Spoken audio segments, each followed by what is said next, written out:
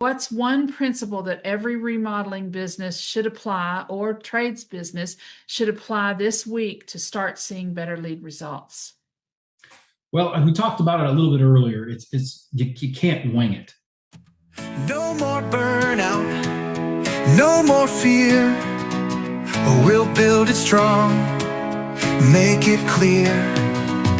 Not just a grind, but a dream that's true. Building a business that works for you.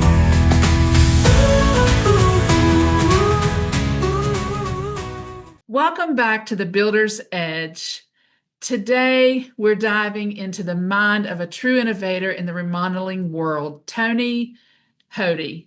Tony runs a multi-million-dollar remodeling business in Cleveland, but he's not just renovating homes, he's building systems, from pioneering trade show strategies to inventing the first ever 24-hour showroom. He's redefining how contractors generate leads, educate their customers, and grow their business. In this episode, we'll explore how Tony's hands-on experience and training programs help contractors master in-person events, and how his groundbreaking showrooms let customers self-tour at their own pace. No pressure, no limits. Plus, we'll compare these physical innovations to digital strategies that can run 24/7 for any business. Whether you're a contractor looking to generate more leads, improve customer experience, or scale smarter, this conversation is packed with actionable insights. Let's jump in. Welcome, Tony. Thank you for having me. I appreciate it. Great. So, Tony, you started by canvassing door to door in college, and now you lead an $11 million remodeling company while consulting nationally to all kinds of trades. Can you share a key lesson from your early days that still shapes how you train your teams today? Well, I mean, you got to hustle, right? And I think it's about hustle and do it with some discipline. You know, we do a lot of engage in a lot of different activities, and I think it's really important to follow a process, right? Oftentimes we get people that are out there hustling, but they're just winging it. And it's just so important to, when you're in the grind, to make sure that you are following a process, a methodology, and you're going to get repeatable and predictable results that way. Yes. Yeah. Pay attention to your patterns. Yes, I've been into a book recently because of a recent guest, and it is knowing those patterns and following and figuring out what works. Amen. Good advice. Yes. Okay, so tell us a little bit about, you have trained contractors to get the most out of trade shows and events. What's one common mistake that you see companies make, and how do you teach them to turn that around? Well, how much time do we have, Deanna? You take whatever time you need. Unfortunately, there's more than one mistake. I think a lot of times we think that, because people are there with intention, high intention, right? It's very expensive to set up in those trade shows. You get a spot and you have to have it every year to keep it. Sure. There's a lot of expectations from the trade show, the put it together. There's a lot there, a lot of pieces.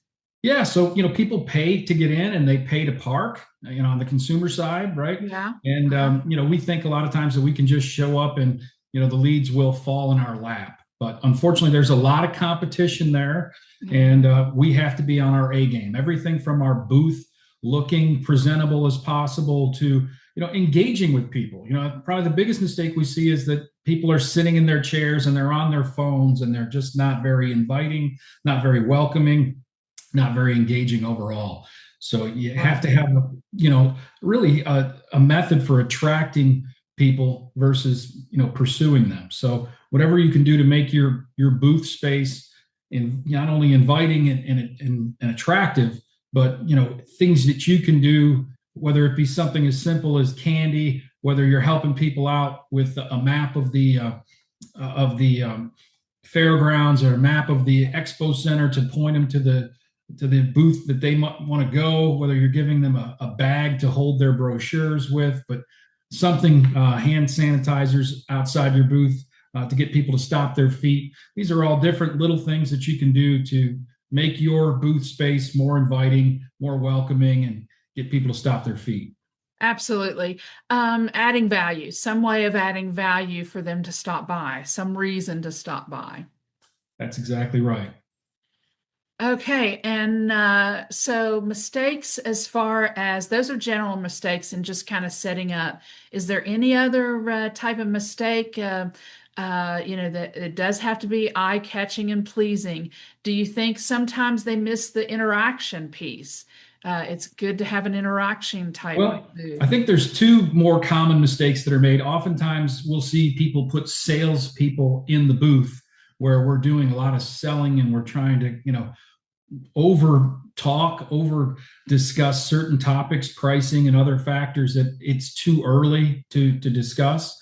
That's the kind of thing that we want to first have the opportunity to kind of assess their needs, inspect their situation, and then build value before we get into pricing. And oftentimes when we have salespeople in the booth, we get to that too early and too often. When we have marketers, they're there just to answer some basic questions and defer to a sales visit, usually on site at the property, that kind of thing. Much more effective to do that.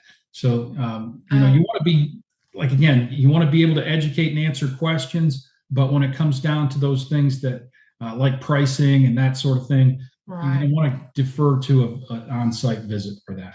Now, you mean like an on-site to your location, or a different? It could be your showroom where you have more samples, displays, and that type of thing, but it also could be at their home if you're talking about building, remodeling, renovating.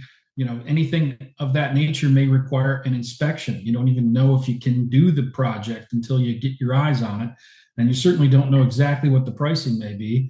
And sure, the concern with that is you can either throw out a lowball price that you can't, you've got their hopes up and now you can't meet those expectations, or you can scare them away in the booth by giving a price that's too high. And neither one of those situations is a good one, right? Right. So just kind of more of a teaching about your product, teaching about your process, teaching what it is like to be a client of yours, and doing a little bit of pre-qualifying that client. Is this client ready to move? They say we have three different types of clients: those that have no idea what they need or want, those who have an idea of what they need and want, but no idea of where to purchase it. And then you have somebody that, and this is the same with these trade shows, you're going to have somebody that comes in that knows exactly what they're looking for that day, and they're hunting who they're going to go with. You're exactly right. I mean, you get people that are absolutely clueless to those that are showing up with measurements. They're showing up with with a bunch of pictures for you, diagrams, all that stuff, competitor quotes. So you can really run the gamut on that spectrum that you discussed. Yeah. And so, yeah, trade shows are a must, though. Totally worth it.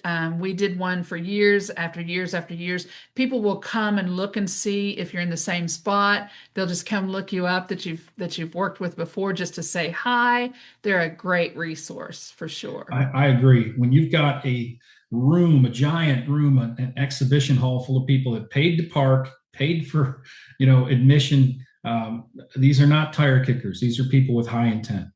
They are. At whatever stage they're in, they still have a high intention. You're exactly right. So I know you put a lot of effort in training these contractors for these shows, and I kind of have my own approach at teaching clients to show up digitally spaces like this as well, with websites and social media. Where do you see the biggest differences in training for each in-person events versus the digital marketing platform? So, there are a lot of similarities, probably more similarities than differences. Mm-hmm. I'll start with the similarities. There's, things that certain principles that just reign true across, again, I mentioned one of them, attraction versus pursuit, trying to attract people into your realm, whether it be a digital scenario or whether it be a live event, right? Right. Thinking serve, not sell. I think that's so important. People can be very turned off by the commission breath, right? So we want to have Commission bread. A servant's heart, a servant's approach to this. And people find that extremely welcoming. It's very disarming when we can do that. Yeah, they definitely put the guard down. You can see the guard kind of just drop off their shoulders, really. They come in this, you're not going to sell me to, okay, they're not going to try, they're not even trying to sell me. Right. Good. Yeah, when you take that educational approach or consultative approach and truly embrace that, you can see the disarming happen, and it's a great way to do it. And then follow a process either way, whether you're face to face or whether you're handling things over the phone or digitally. I mean, that is just consistent across the board. But you can have a greater connection in person. You can touch and feel samples. There are benefits to those situations where you can get in person and foster a greater connection, whether it's a greater connection with you or whether it's a greater connection with the products or displays. There's often a larger opportunity in person. Yes, absolutely. A warmer connection.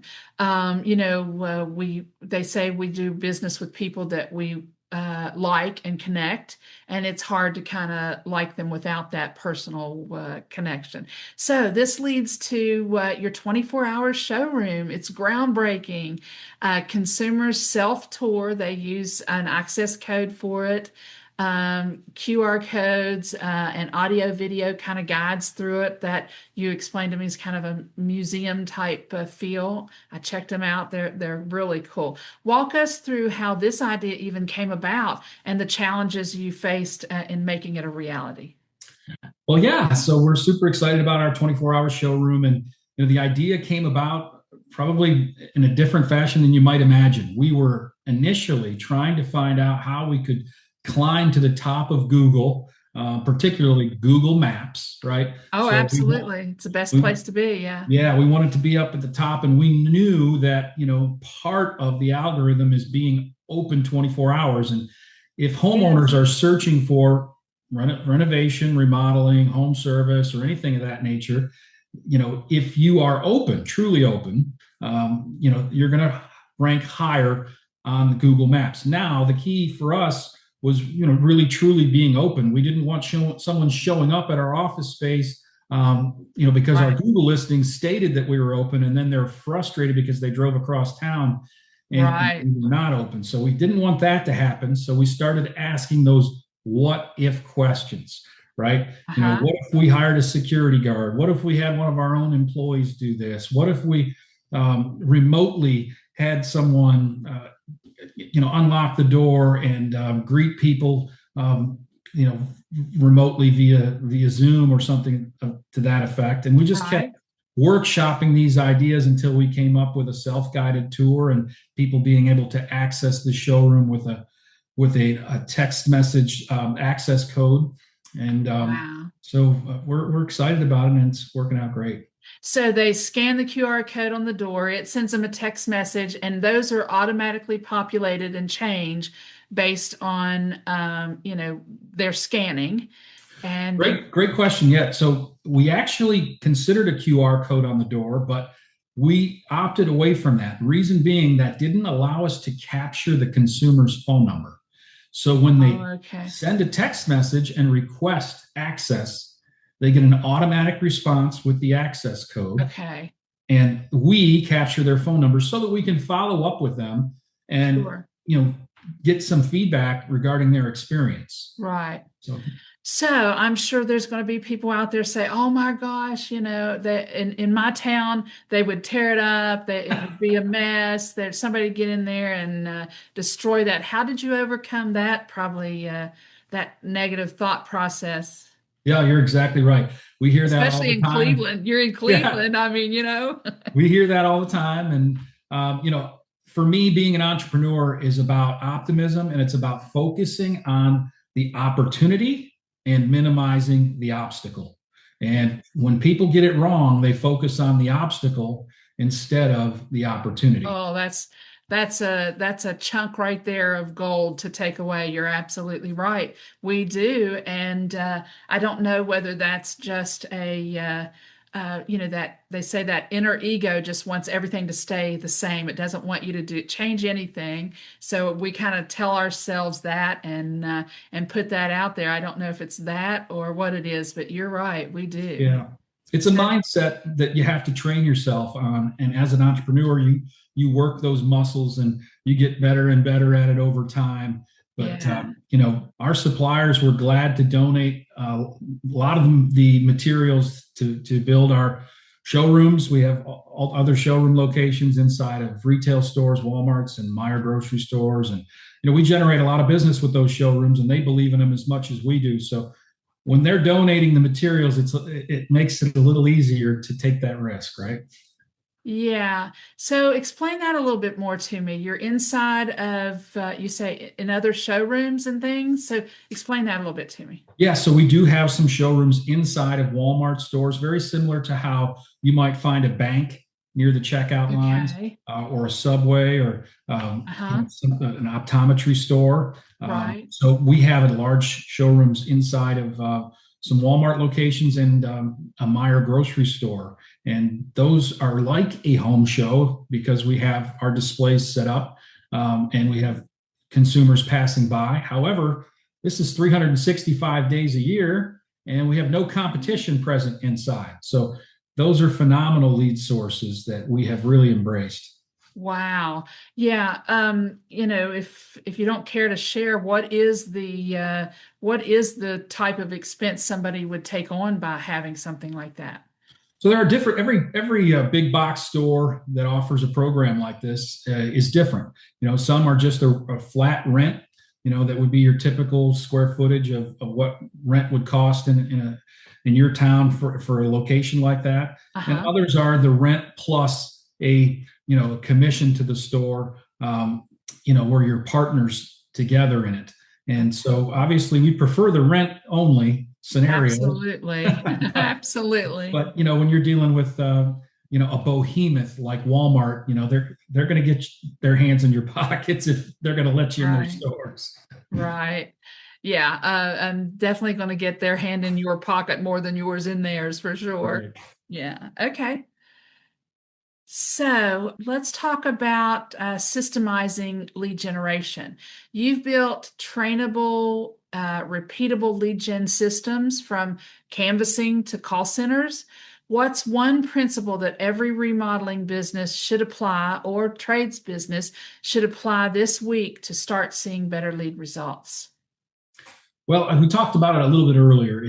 You can't wing it. Okay, you have to have a defined process for how you answer the telephone, right? Even how you answer the telephone should be scripted. And when I say scripted, I don't mean it in a robotic sense, right? You're still going to be friendly. If someone says we just moved into the area, you're going to welcome them and ask them where they came from and that sort of thing. But then after that, which time you're going to go right back to your process, which is the next step, the next discovery question, the next qualifying question, and you're going to work through your process in that fashion. So whether you're resurrecting old inquiries or following up with past customers, you have to have a process for this sort of thing. And far too many companies are winging it. So, those disciplines really make a huge difference in lead generation. Absolutely. And each one of those are their own system in a nutshell, like going back to past clients to do referrals and ask for those referrals. So how do you balance the automation and that personal touch to kind of make these systems work consistently? I think great question for today, because I think there's so much new technology coming out, and just exponential growth of applications that you can add into your tech stack. You cannot get lazy with this sort of thing. You want to use technology strictly to enhance what you're already doing and not to replace it. Supplement, yes. That's really important, I think. A lot of people, when they get lazy and they're looking for shortcuts and they're looking, I don't need to answer the phones anymore. I can turn the phones over to this new automated system. You lose that connection with people. You lose that warmth and that inviting opportunity to build a bridge with them. And so that's a real important part of it. Absolutely. Everybody's all, you hear it. Yes, not everybody. Let me take that comment back. A lot of people, you hear them say, oh, AI scares me and I don't know about this and I'm leery about it. But what I tell them that, when you're thinking of how this keeps going and when we do start having some bots that are going to kind of be able to be on the job site and do these different construction type items, there's still going to have to be somebody that needs to, operate them and manage them. And the more we get into that and that being a norm for us now, people are going to desire that connection even further. Absolutely. Yeah. So the more that you make that connection between you and people, that's how you're going to withstand this new revolution that we're about ready to step into, really. Yeah, you're exactly right. We host a live event every year where we get over 300, contractors in the room, remodeling professionals from all over the country. Some come from Canada. We've had people come from literally over the seas to come join us. And a lot of it is due to that connection and that community, because the information, you could access it online. We could have a webinar. We could have a workshop. We could, there's so many ways to get good information when you're committed to getting it. However, what we're finding is that, that coming together, that community and that authenticity is still very important to people and becoming even more so. I think it will even more so. You're right. Okay, you have a large review base and you have a perfect rating of a 5.0. This is practically unheard of, really. Even on the best businesses, there are people out there that says, I don't give 5.0s. 4.0 is perfect score for me. Well, anyway, you have a brand ambassador program. Tell us about that and more about that. Yes, so that's absolutely foundational to our review base, right? We love to go back to our customers very shortly after the project is complete. We love to deliver a gift basket, express our gratitude, say thank you for the business, and then we go through a defined process. We have a disciplined process where we collect a satisfaction survey to gauge their satisfaction. We take after pictures that we can use for social media. We collect an online review based on their satisfaction, of course. Yes. And then if they're not happy, we go to work on that, right? So if there's something they notice that they're unhappy with, this gives us the opportunity to now take that, what would have been a 4-star review or a 3-star review or worse, and climb it up the ladder to where it needs to be consistent with our brand. That's great. And about how many, of course it's priceless, but about how many man hours do you think that takes, let's say a week for you? I know you have a very large business, but about, what would that be for? Yeah, so we have a full-time employee that works over 40 hours a week delivering gift baskets to our customers, and going through this process with them. And we're at the point where we need another one because we can't get to our customers within a reasonable time frame from the completion of their project. Well, that's wonderful. Well, good for you. Okay, so let's look ahead. Where do you see the remodeling showroom industry heading in the next 3 to 5 years? And how are you preparing your business for those trends? So I think that's a great question. We believe, as we were talking about earlier, that human connection in a world where things are getting so automated is going to become more and more important. And we have just seen through all kinds of data that we've paid close attention to that customers, really feel a higher level of trust when they can come into your brick and mortar business and touch, feel, and make sure they don't make a mistake with an investment that is, in the tens of thousands or more, right? Yeah. And so we're heavily focused on it. We will have 3 new showrooms before the end of the year. Oh, wow. And if we're going to continue to grow that presence or that footprint of showrooms until we feel, we've reached our saturation point. Yeah.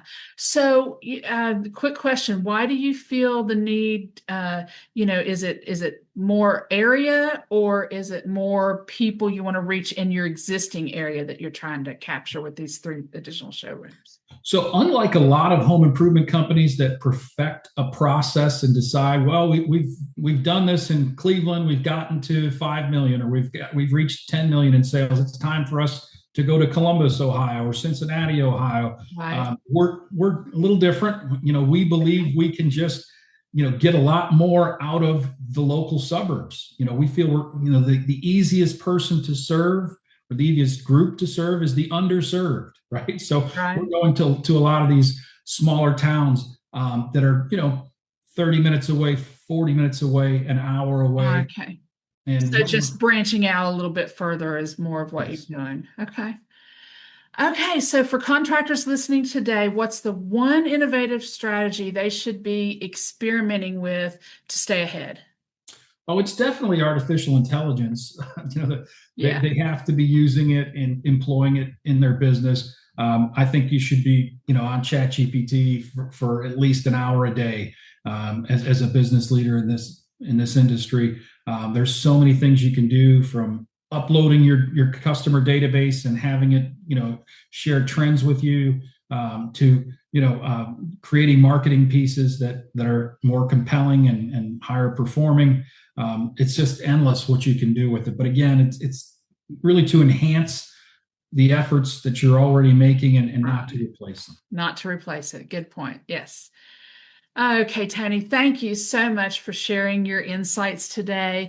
For contractors listening who want to take their lead generation and customer experience to the next level, make sure you check out Tony's Cleveland-based showrooms at windowexpocleveland.com and bathexpocleveland.com. If you happen to be in the area, just walk into them and check them out, and see how this 24-hour showroom can work for you. And if you're ready to systemize your own business and start generating more leads without stress, then visit D&D Business Systems for a business audit, and let's schedule and build smarter, not harder. Tony, it's been incredible having you on the show. From your early days canvassing door to door to leading innovation in trade show training and self-guided showrooms, your journey does prove that smart systems and creative thinking can transform any business. To our listeners, remember, build systems, empower your customers like Tony has, and stay curious.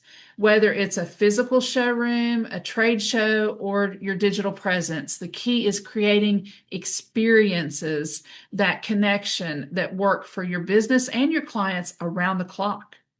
Thanks for tuning into the Builder's Edge today. And until next time, keep building with the edge.